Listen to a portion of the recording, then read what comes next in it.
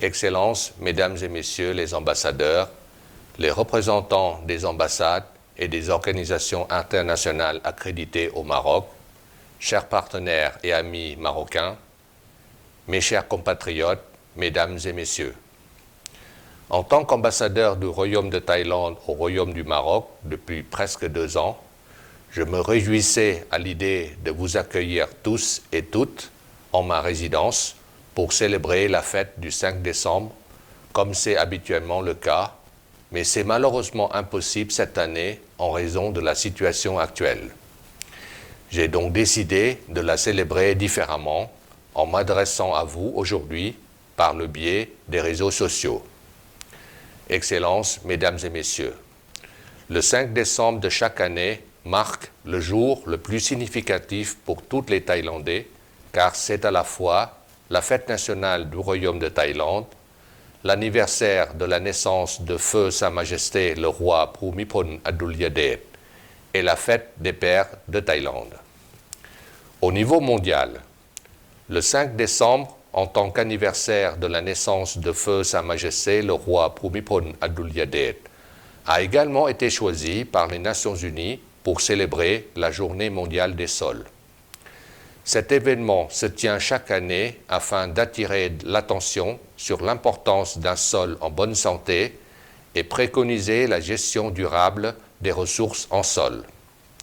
Pour les Thaïlandais, nous nous rappelons avec la plus profonde reconnaissance et dévouement les engagements personnels et inlassables que Feu Sa Majesté le roi Bhumibol Adulyadej a voués à la cause des sols, non seulement au profit de la Thaïlande, mais également pour le bénéfice de la communauté internationale. Les exemples des initiatives de Sa Majesté sur le développement des sols sont très divers. D'abord, il y a la découverte et la mise en place de la nouvelle théorie qui préconise la diversification dans la gestion des terres agricoles, ce qui préserve la santé des sols et protège les agriculteurs contre les risques du marché.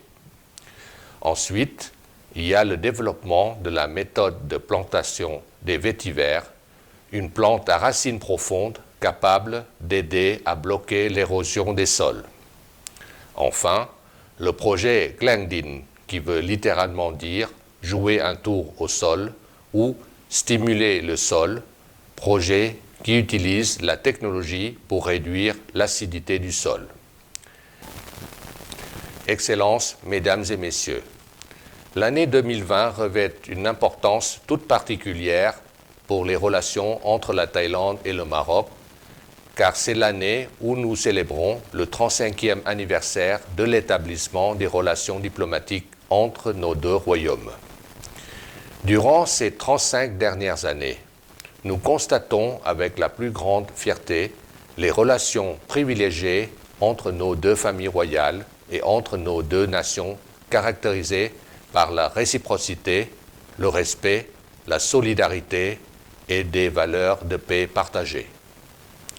Ces 35 années ont été ponctuées d'échanges, de visites, privées ou officielles, des membres des deux familles royales, ainsi que des personnalités de très haut niveau des deux royaumes. Sur le plan économique et commercial, plusieurs accords sur le commerce ainsi que le transport aérien et maritime ont été signés et se sont soldés par une augmentation considérable du volume des échanges commerciaux qui ont atteint plus de 170 millions de dollars durant la dernière décennie. D'autre part, nos deux pays jouissent à la fois de positions stratégiques et d'un leadership avéré dans leurs régions respectives. Avec une coopération effective et multiforme, la Thaïlande sera la porte d'entrée de l'Asie pour le Maroc, qui offrira en retour un accès sur le continent africain pour la Thaïlande. Sur le plan touristique également, les deux pays ont connu ces dernières années un flux croissant de touristes de part et d'autre. Le nombre de touristes marocains a considérablement augmenté de 18% en 2019 et de 6% du côté thaïlandais. La coopération sur le plan de l'éducation et de la recherche scientifique a été particulièrement fructueuse pour les deux pays et se traduit par les échanges de bourses de formation et les programmes scientifiques. La conclusion des mémorandums d'entente entre nos deux gouvernements sur la coopération technique en 2015 ainsi que sur l'éducation et des recherches en 2018 a donné un élan considérable à la coopération entre le Maroc et la Thaïlande dans ces domaines. Depuis des années et jusqu'à ce jour, l'Agence thaïlandaise de coopération internationale offre des bourses de formation et de stage dans les domaines du développement durable et de la santé à des dizaines de fonctionnaires marocains. De son côté, l'Agence marocaine de coopération internationale octroie chaque année 15 bourses d'études au profit des étudiants thaïlandais. De ce fait, des centaines d'étudiants thaïlandais ont pu entreprendre et terminer leurs études au Maroc dans la filière d'études islamiques et ont pu regagner la Thaïlande détenteurs de diplômes de doctorat, de master et de licence. Il est important de noter que cette année, 6 Thaïlandais boursiers du gouvernement marocain sont admis à l'Institut Mohamed VI pour la formation des imams, prédicateurs et prédicatrices. Les Thaïlandais seront les premiers étudiants asiatiques dans ces instituts. Il y a également de nombreux autres projets qui sont en train de voir le jour. Les programmes d'échange de bourses d'études entre l'Université du Prince Onkla et l'Université de Fès et entre l'Université de Rangsit et l'Université Mohamed V, des projets de coopération scientifique interuniversitaire tels que le projet du séchoir parabolique solaire entre l'Université de Silpakorn ou Beaux-Arts et l'Université de Qadi Ayad, ou encore le projet d'un centre d'études de langue et culture thaï au Maroc entre l'Université du Prince de Songkhla et l'Université de Fès. Sur le plan culturel, artistique et sportif, l'ambassade a depuis 15 ans œuvré pour la promotion du sport national thaïlandais, le Muay Thai. Ceci a abouti à l'organisation de championnats et des manifestations de haut niveau dans plusieurs villes au Maroc et par l'organisation de stages de perfectionnement pour les entraîneurs de Muay Thai au Maroc et en Thaïlande. L'intérêt des Marocains pour le Muay Thai est important et s'est exprimé dans la montée fulgurante de nombre de ligues et de pratiquants marocains qui s'élèvent actuellement à plus de 600 clubs et de 12 ligues pour un total de plus de 16 000 pratiquants. Par ailleurs, nous sommes toujours agréablement surpris par l'engouement des Marocains pour la culture thaïlandaise sous tous ses aspects. Les festivals culinaires thaïlandais que l'ambassade organise annuellement en collaboration avec l'OFPPT ont toujours eu des grands succès auprès du public marocain.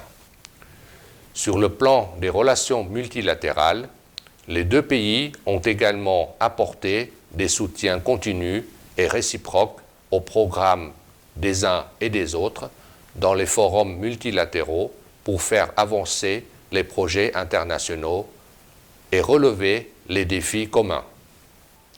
Excellences, Mesdames et Messieurs, malgré la crise de la COVID-19 qui a commencé en mars 2020, nos deux pays ont tout de même mené des activités adaptées au contexte de la pandémie et le confinement pour célébrer le 35e anniversaire de leurs relations diplomatiques. Sur le plan diplomatique, la célébration a été marquée par un échange des lettres de félicitations entre Son Excellence M. Don Paramatvinai, vice-premier ministre et ministre des Affaires étrangères du Royaume de Thaïlande, et Son Excellence M. Nasser Bourita, ministre des Affaires étrangères, de la coopération africaine et des Marocains résidant à l'étranger du Royaume du Maroc. Il y a eu également la tenue d'une réunion virtuelle le 10 août 2020 entre Son Excellence M. Othman El Ferdaous, ministre de la Culture, de la Jeunesse et des Sports du Royaume du Maroc, et Son Excellence M. Itipron Kunplum, ministre de la Culture du Royaume de Thaïlande. Cette rencontre permettant aux deux pays de discuter sur plusieurs axes de coopération dans le domaine culturel et prévoir la signature d'un MOU prochainement qui permettra aux deux pays d'échanger des experts sur la digitalisation des activités culturelles et du patrimoine immatériel, ainsi que sur le jumelage des agences culturelles des deux royaumes. L'ambassade royale de Thaïlande à Rabat s'est elle-même engagée activement pour célébrer ce 35e anniversaire. Après la cérémonie de remise de mes lettres de créance à Sa Majesté le roi Mohamed VI en début de l'année, et après l'entretien qui m'a été accordé par son Excellence M. Saad Eddine El Othmani, le chef du gouvernement marocain, plusieurs activités dans les domaines culturels, artistiques et sportifs ont été organisées par l'ambassade en respectant des mesures de distanciation et suivant la nouvelle norme durant la pandémie Covid-19. Ces événements sont notamment le championnat national virtuel du Muay Thai du 5 au 15 juillet 2020, dans lequel l'ambassade a apporté son soutien actif à la Fédération royale marocaine de kickboxing, Muay Thai, savate et sports assimilés dans son organisation afin de préparer l'équipe marocaine pour le championnat international virtuel du Muay Thai en octobre 2020. Et sur un tout autre plan, la semaine gastronomique thaïlandaise en mode virtuel que l'ambassade royale de Thaïlande à Rabat, en collaboration avec la Fondation diplomatique et l'Office de la formation professionnelle et de la promotion du travail, ou l'OFPPT, a organisé en septembre et octobre 2020. Cet événement avait pour but de promouvoir la gastronomie thaïlandaise et des restaurants thaïlandais authentiques au Maroc. Des chefs thaïlandais de renommée ont été réunis, chefs des 9 restaurants thaïlandais au Maroc qui ont été sélectionnés pour être labellisés Thai Select, un sceau qui distingue les établissements qui représentent avec l'authenticité et richesse du patrimoine culinaire thaï. Cet événement a permis au public marocain de découvrir la fameuse cuisine thaïlandaise, patrimoine immatériel de la Thaïlande. Excellences, Mesdames et Messieurs, je ne voudrais pas terminer mon discours sans profiter de cette occasion pour saluer avec déférence les remarquables efforts du gouvernement marocain pour éradiquer la pandémie de la Covid-19. Le Maroc a été l'un des premiers pays qui ont mis en œuvre des mesures strictes et proactives pour freiner la propagation de la pandémie, ce qui lui a valu de s'ériger en modèle pour les pays voisins en matière de gestion de cette crise sanitaire. Depuis l'apparition des premiers cas de la Covid-19 le 2 mars dans le pays, le Maroc a fermé ses frontières et suspendu tous les vols internationaux avant de décider de fermer les écoles et les mosquées et d'interdire les rassemblements de personnes, puis entrer en confinement obligatoire le 20 mars, ce qui a permis d'éviter la propagation de la pandémie. Le Maroc a mis en place un plan de riposte d'envergure pour faire face à l'impact économique et social engendré par la crise sanitaire, visant à soutenir les populations et les entreprises les plus touchées par le ralentissement de l'activité économique. Le Maroc a également mis en place un dispositif spécial afin de faciliter le rapatriement des ressortissants et touristes étrangers bloqués au Maroc à cause de la pandémie.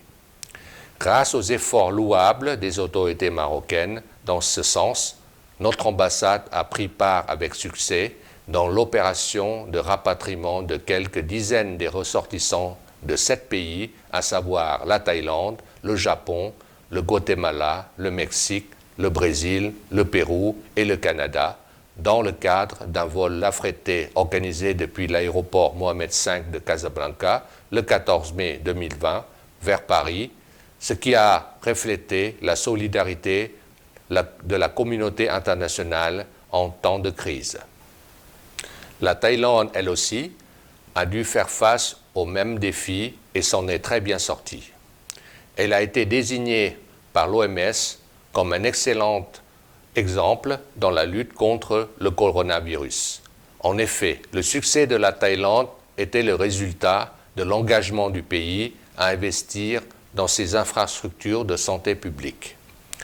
Le réseau de plus d'1 million de volontaires de la santé dans les villages a joué un rôle essentiel dans la réponse à la pandémie. La Thaïlande a été le premier pays en dehors de la Chine à signaler un cas de Covid-19. Et pourtant, depuis, elle a signalé moins de 4000 cas et seulement 60 décès avec une population de 70 millions d'habitants et une des villes les plus grandes et les plus peuplées du monde. Les expériences acquises par le Maroc et la Thaïlande dans leur lutte contre la Covid-19 pourraient bien être des axes de coopération entre les deux pays dans l'avenir proche. La Thaïlande pourra bénéficier du modèle marocain économique post-Covid alors que le Maroc pourrait apprendre beaucoup de l'énorme expertise de la Thaïlande, particulièrement dans le domaine de la santé et la lutte contre les pandémies. Excellences, Mesdames et Messieurs, permettez-moi de vous inviter à souhaiter longévité, santé et bien-être à Sa Majesté le roi Maha Vajiralongkorn Phra Vajirakrao Chao Yu Hua de Thaïlande et à Sa Majesté le roi Mohamed VI du Maroc, ainsi que prospérité aux deux royaumes et à leur peuple. Je vous remercie.